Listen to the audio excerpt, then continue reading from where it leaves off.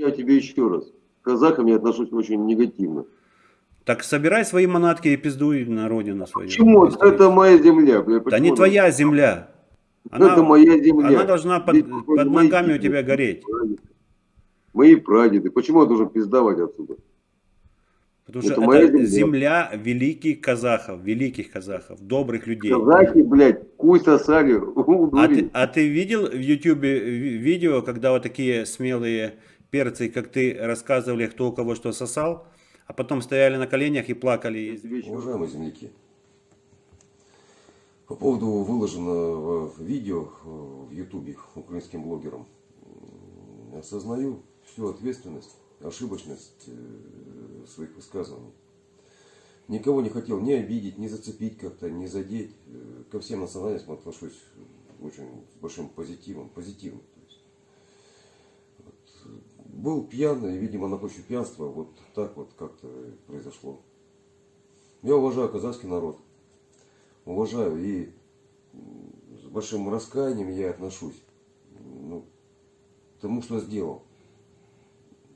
Как-то не со зла это все. На самом деле не со зла. И родина моя Казахстан. И всю жизнь я прожил здесь. Ну и нет оправдания. Ну, если как-то наказать, ну, давайте наказывать. Простите меня. Казак Алканам Кишерим Сурайман. Еще один казак, когда убили Дениса Тена, он что-то такое сказал о корейцах. Контекст такой вроде был. Почему все носятся? Кто такой Денис Тен? Он что, суперзвезда, олимпийский чемпион? Его осудили. Осудили. И если этого Башко не осудит, то мы должны будем сделать выводы касательно вот этих персоналей министра внутренних дел, генерального прокурора и председателя Верховного суда, насколько они вот последовательны в своих действиях. Если был привлечен к ответственности и осужден к реальному сроку с заключением в колонии Манас Бистаев, то почему не осудит Башко, и мы давайте будем за этим наблюдать. И если не осудит, тогда мы, наверное, должны будем как-то соорганизоваться и выразить протест, недовольство политикой двойных стандартов, когда казахов судят за ксенофобские высказывания, а других нет. Конечно, меня изумляют люди, которые вот я сегодня вижу в комментариях, там задаются таким вопросом, откуда они берутся, такие как Башко. Объясню, откуда берется, откуда взялся вот этот персонаж Башко из Рудного. Этот город Рудный, это казахский город Костанайской области. В нем улиц, носящих имена казахов или казахские названия, меньше, я думаю, чем в Астрахани, в Волгограде или, наверное, даже меньше, чем в Москве, столице Российской Федерации. В Москве, насколько я знаю, есть улица Алии Молдоголовой, есть улица Абая, есть улица Маншук Маметовой, это вот я точно знаю, и, по-моему, есть даже улица Малика Габдуллина. Это больше, чем в Рудном, казахском городе. В Рудном 200 улиц, вот в старом Рудном, исторически вот сложившемся к 2010 году, из 200 улиц только 2 казахские. А остальные Вишневая, Грушевая, Виноградная. На тенистой улице постоишь в тени, потом идешь по Пушкина, сворачиваешь на Куйбышева, по Свердлову поднимаешься, поворачиваешь на Дзержинского, приходишь на Ленина. Это вот ежедневные маршруты этого Башко. Конечно, а как он еще себя будет ощущать? Разве он будет ощущать, что он живет в Казахстане, что это казахский город, что это казахская земля? Там даже местные казахи себя не ощущают, как у себя дома.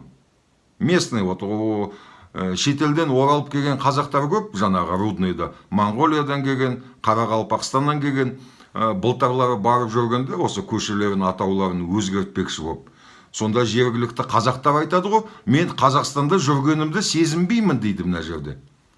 Әрине, қайдан сезінсін? 200 көшенің екеуі ғана қазақша. Сұмдық емес па? Проспект Комсомольский, проспект жаңағы Ленин даңғылы қаланың басты көшелері. Есть еще 5-6 казахских улиц в новом микрорайоне, коттеджный городок, где живут социально уязвимые слои Рудного, чиновники. Аким живет, прокурор, местная милиция. Вот там есть новый такой райончик местный, вот Рублевка, да, Рублевка.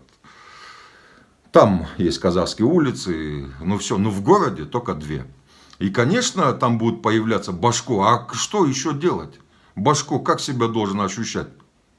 Он, ясное дело, ощущает себя действительно как в России. Я сам, когда там был, полное ощущение, вот по улицам ходишь, смотришь на эти указатели, магазины, названия. Полная иллюзия, что ты находишься где-нибудь в Сызрани или Саранске. Аким, конечно, там противник первый вот переименования, Аким города Рудного. Казах. Ссылался, врал, говорил, что перепись, мы не можем, потом еще что-то. Потом, благо для них случился карантин, этот вопрос завис. Поэтому в Рудном, конечно, таких Башко должно быть много, и это создана предпосылка самим государством для процветания их. Там микрофлора очень удобная, выгодная, комфортная для вызревания, созревания таких Башко. Готовых сепаратистов, которые завтра будут говорить: я дочь офицера, меня зовут Кирилл, это моя земля, и будут проводить референдумы, желая присоединиться к России. И у них нет связи, у них нет ощущения, что они живут в Казахстане. И мы телимся, мы не можем переименовать десятками лет, уже 30 лет будет в следующем году независимости, мы приходим в городе Рудном с 2 улицами на казахском против 198 улиц, названных в честь кого угодно, но только не казахов.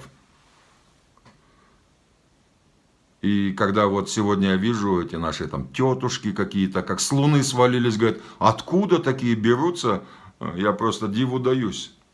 Они вот откуда эти тетушки взялись, они с неба упали, что ли? Вот такие дела.